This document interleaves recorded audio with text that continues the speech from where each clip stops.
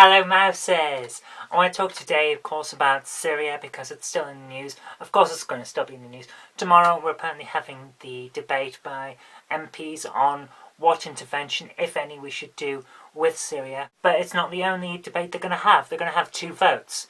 Vote tomorrow, and then once the report comes in from the investigators going in to see what's been going on with chemical weapons, we're going to have another vote, which is very interesting because Parliament doesn't actually require a say in whether we use military force in Syria or anywhere else. In fact, it is of course the Prime Minister's decision via the Queen because of royal prerogative. So what he wants to do really goes, and even if Parliament vote against military action, it doesn't mean that we can't go in because of course Parliament has no requirement to be involved. But it's good that we actually have our democratic representatives debating this rather than one person making the decision. I think it's very bad that we have one person who can go, right, we're going in, we're going to invade, we're going to attack, we're going to do this, that and the other.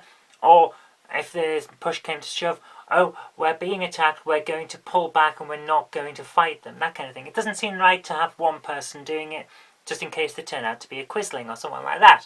So it's interesting, and I'm going to have to wait off on a proper decision on what my opinion is regarding Syria. I'm going to be watching the debate with much interest, and we'll see how it goes. The other interesting thing that I want to talk about today is this revelation that scientists have managed to grow a human brain in a lab about the size of a pea. It's not very big. It's about the size of a 9-week-old fetus's brain, but it's not capable of thought at this point. So it's really there just to see how it grows and develops, and for scientists to poke it and prod it and find out what kind of situation causes certain brain conditions like autism, schizophrenia and things like that. It's very interesting that they're able to do this. I'm actually fascinated. This is a major step forward in terms of scientific research on human growth, and I want to see the results. It's going to be very, very interesting. It's a weird noise outside. I think cats are having a fight in the street.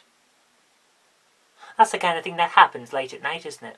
We're filming late at night because I've spent the most of the day either doing work or going and picking up shopping, because we have been growing lots of things in our garden and we've just taken up the parsnips. I'm not a massive fan of parsnips, I'm not really keen on them, but I've just made the most delicious parsnip and coriander soup, which is amazing.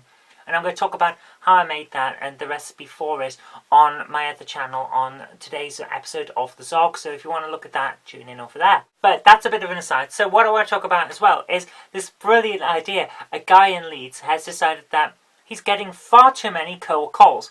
And I know exactly how he feels because he's self-employed, I'm self-employed. We're at home a lot to do work and we always get disturbed. People phone and say, I've got some great news about your PPI claim. What PPI claim? I don't have PPI. I made my claim ages ago. I've never had it since. But they still phone me up. Or, would you like solar panels on your roof? No. Would you like a new conservatory? No. Would you like a new kitchen? No. Would you like to be left alone? Yes. Now that one would be fine, but not many people are going to phone you up and say, would you like to be left alone? Well, that's great. I'm really, very happy that you're interested in whether you shouldn't have phoned me, but you did phone me, so bugger off. So this guy instead has taken up the idea that he wants cold calls. He really, really wants lots of cold calls because his phone line for his house is a premium rate number. I thought that was such a fantastic idea. So now when people phone him up to try and sell him things, they have to pay for it. I love this idea. I'm considering doing it myself. I probably won't because it takes a lot of time and effort to set up, but I do like the idea and I applaud the guy who's done it. Apparently he's made about £300 so far on cold calls, so well done to him. I really like this idea. And finally, someone who's taken the fight back to the people who are causing the problem. So well done, sir. Now, the last thing I want to talk about today is the thing that is quite important to me from the point of view of my childhood, but compared to some of the things we've already talked about, it's not really all that important. So I left it to last. It is, of course, Channel 5's recreation of the Wombles. Now, they've done it in CGI, and the CGI is appalling. Everyone looks wrong. It's one of those things where it looks like they've built a model, but it's not built a model properly, and they certainly haven't done the hair the way that they really should have. So it looks cheap.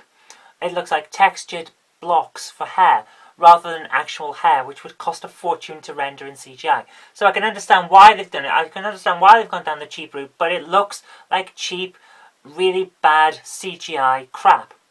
And of course, it's the Wombles, so you can't make it look like cheap CGI crap, otherwise people are going to go, that's not what the Wombles look like. Because that's exactly what I said. But I do support them on the idea that it's time to bring the Wombles back. It definitely is. I'm really disappointed that they didn't go down the model route. I'm really disappointed that they didn't spend a bit more time and effort on the models and a bit more time and effort and money on the rendering to make it look good. But it is a kids program and kids really aren't going to be that bothered because all kids programs that are done in cheap CGI look the same. So it's what you expect these days. But it's nice to see them back. I'm going to see what it's like. It's probably not going to be that great, but we'll wait and see. But thanks for bringing them back. I'll support you with that one, but you could have done it better. Okay, that's all I've got time for today. So thank you very much for watching. I hope you did like this. And if you did, remember to click the like button, share it with your friends so they can see what's been going on in the world and with the Wombles as well. And do subscribe for future videos because there will be more in the future. But until next time, I've been Zoe Kirk-Robinson. You've been watching The Knob Man Show, and I'll see you later.